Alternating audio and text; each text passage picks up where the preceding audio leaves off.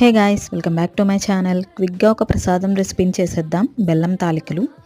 దీనికోసం ఒక గ్లాస్ బియ్యం పిండికి 1.5 గ్లాస్ వాటర్ తీసుకుని, వాటర్ బాగా మరిగేటప్పుడు సాల్ట్ వేసుకుని, బియ్యం పౌడర్ని వేసుకుని బాగా మిక్స్ చేసుకుని కుక్ చేసుకోవాలి.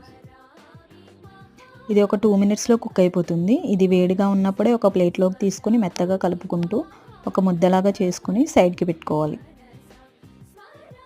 మనం ప్రిపేర్ చేసుకున్న బియ్యం పిండిని పొడిపిండి సహాయంతో ఇట్లా తాలికల్లాగా మనం అరిచేత్తో ఇట్లా ప్రెస్ చేస్తే పొడుగ్గా వస్తాయి.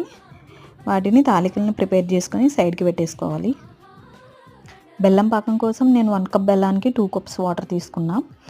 బెల్లం బాగా కరిగిన తర్వాత దానిలో ఇలాచీ పౌడర్ వేసుకొని మనం ప్రిపేర్ చేసి పెట్టుకున్న తాలికలను కూడా వేసుకొని బాగా కుక్ చేసుకోవాలి.